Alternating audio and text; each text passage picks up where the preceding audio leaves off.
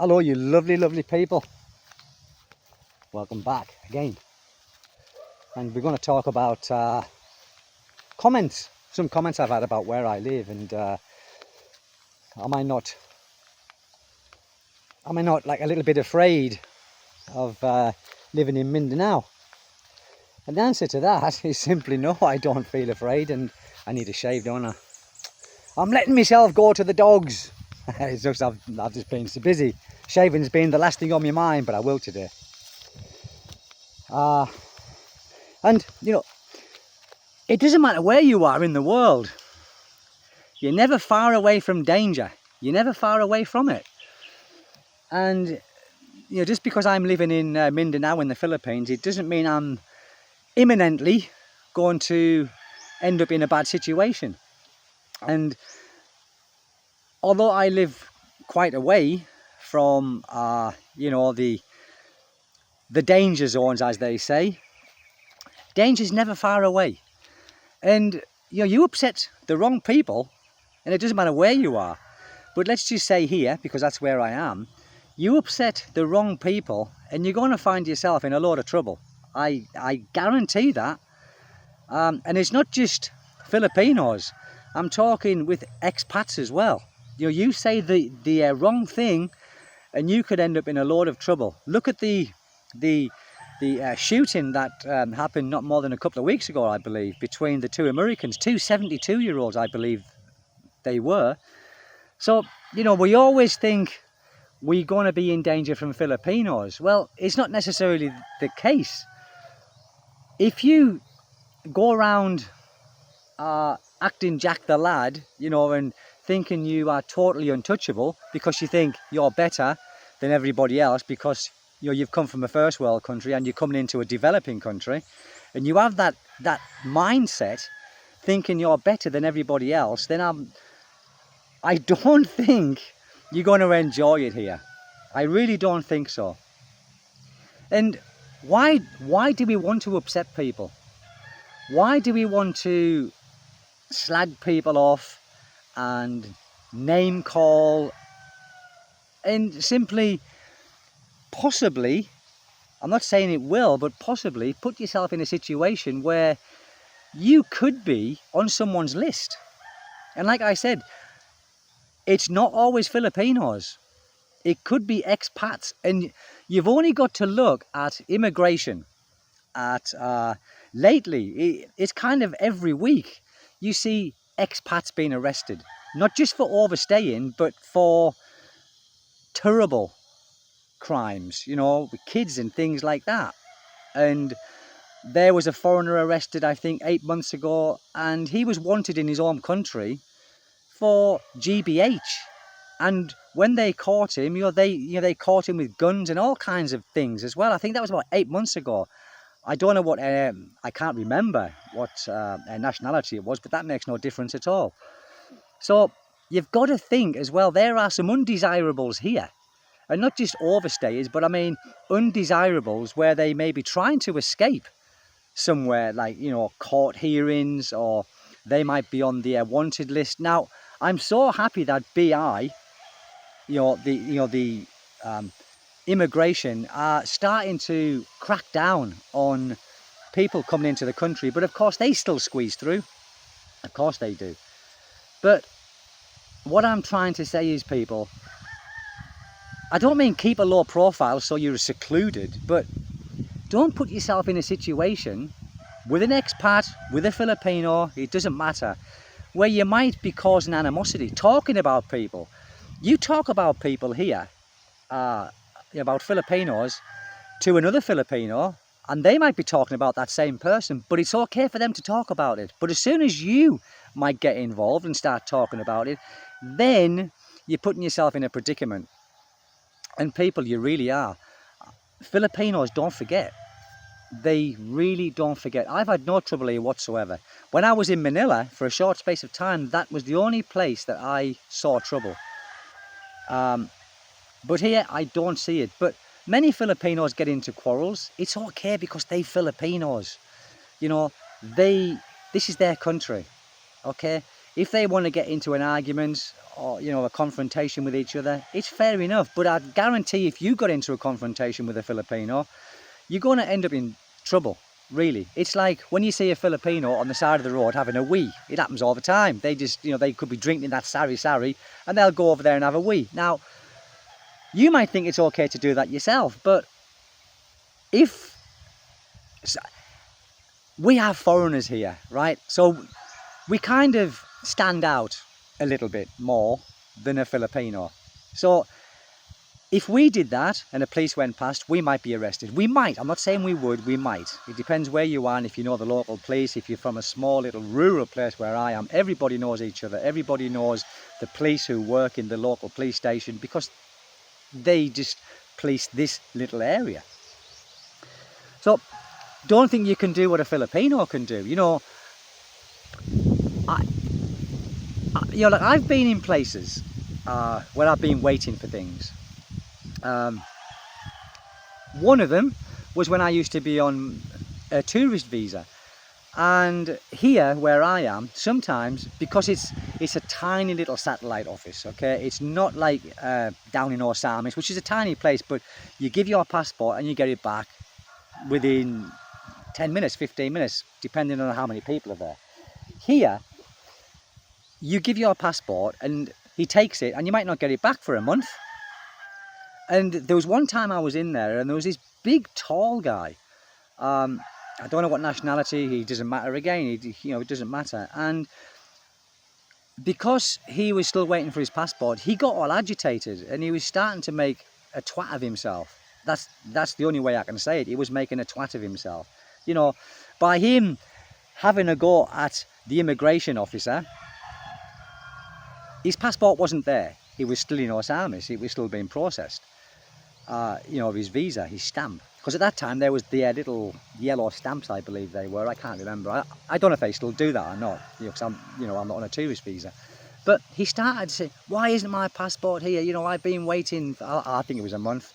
And he was getting loud, and the guy was saying, "Well, it's still being processed, sir." And he was just going on and on and on and on. I'm thinking, "Oh my God." And then it was my turn to go up there after several others, and I said, "You know, you just can't help everyone, can you, my friend? You can't help." And he said, "Sir," he says, "you know, there's nothing I can do about it. I just take the money, take the passports down to Osamis, and it's up to them to process them and give them back to him, to bring them back here, to hand out to the tourists." So, again, as much as you might be angry, as much as you think, "Oh, I need my passport, you know, I have that out for a month or so, I need it," there's absolutely nothing you can do about it. Absolutely nothing. You've got your receipt. So, I mean, if you did need your passport or something like that, you were stopped by police, which I've never been stopped by the police and they've asked for a passport. Only time they did was when I had a motorcycle accident. But besides that, I've never been asked for a passport here. You can't do anything about it. And, you know, we didn't come here to the Philippines, especially most of us are in our twilight years. Come on, let's be honest about it. You know, we're in our final chapters. The last thing we want to do is come to a place, cause trouble, talk about people, and possibly be putting ourselves on the radar. It can happen. And like I said, not just with Filipinos, with expats as well. And I just can't see the sense in that. And I wouldn't say that's the reason why I don't mix with expats as such, but I just don't mix with them because I just simply don't want to. I don't need to. I don't need to try and recreate my life in the West. I don't need to do that. I'm here because I'm here. I have a family and I get on with the local people. The dogs will be something that will really annoy you, especially if you live in a rural place like this. Nothing you can do about it, people, because the dogs here are for a reason. And I think it's because my dog's down there. Jackie! Jackie! So the dogs are probably barking at my dog, actually. But the dogs here are there for a reason. They are there to bark at the people, and they do bark at people who they don't know. If they know you, they don't bark at you. That's what I've experienced here. But if you go to a different place and the dogs don't know you, God, they will bark and bark and bark.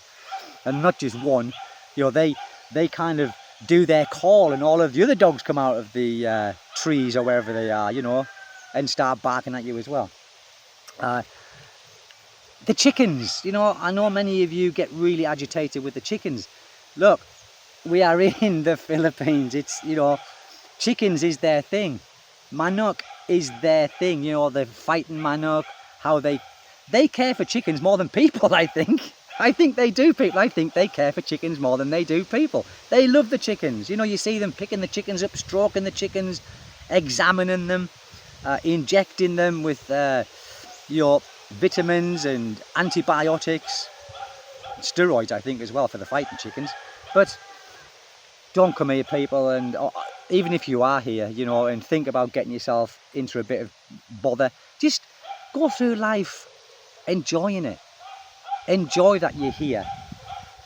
I know many of you come and you just don't like it, and I totally get that. I totally get that, and it's not for everyone. And I think, you know, many Filipinos